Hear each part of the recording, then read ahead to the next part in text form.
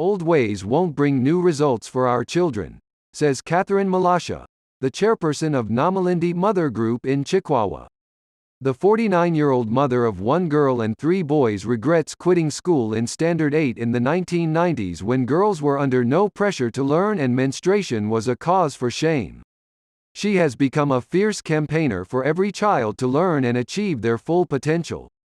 Catherine and her group go door to door in villages surrounding Namalindi Primary School in Chikwawa District, southern Malawi, urging girls to speak their minds and not lag behind when it comes to lifelong learning. I want girls to dream big and meet their potential, she states. Education is the only trigger for them to take the future in their hands without relying on men or engaging in risky sexual activity that fuel school dropout rates, early pregnancies, child marriages and sexually transmitted diseases, including HIV. But there was a problem.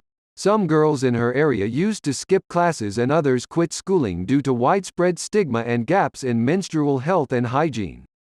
Girls cannot take decision-making positions in society if they continue to drop out due to lack of basic facilities for managing natural processes they can't pause like music, she states.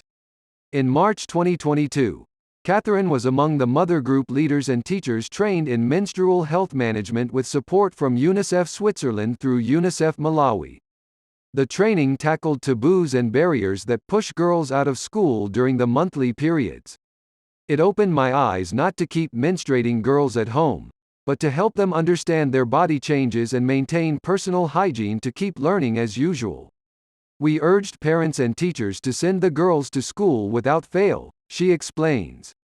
The volunteer beams with joy to see girls learning all day, without having to rush home to change pads, as she did in the 1980s when Namalindi Primary School had no changing room.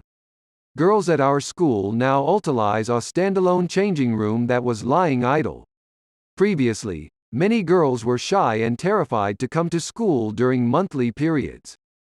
They were afraid of a backlash from boys who didn't understand that this is normal during puberty, she narrates. After the training, Catherine swiftly met girls to give them tips on how to maintain bodily hygiene both in school and at home.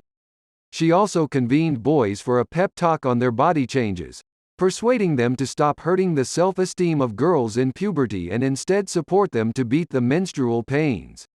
Since then, boys no longer jeer at girls when they notice bloodstains.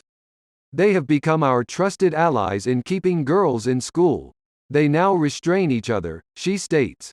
Fail Zingoma, secretary of the Mother Group, says it is pleasing that the deep-rooted culture of silence and discrimination is fading. As mothers, we are happy to help boys and girls support each other to learn and rise together. They are our children and we are their primary caregivers, she reasons.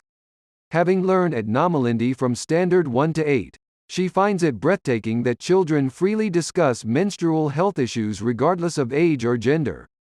This is astonishing. In my time, it was unthinkable to discuss this in public.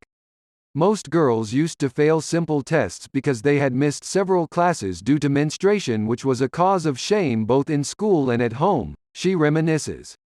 I look after adolescent girls to maintain hygiene so that no one misses lessons due to shame caused by menstruation. I urge them to seek assistance when the need arises, and I'm pleased that they are increasingly opening up to teachers and peers, says Linda Taliana, the teacher who coordinates menstrual health affairs at the rural school. The changing room has become a go-to place for girls at the school with 990 learners. There are 9 pit latrines for all 493 girls and 5 for 407 boys. The changing room is complete with buckets of water from the borehole and soap. We tidy up without leaving any clues, unlike early last year when I experienced my first period in class.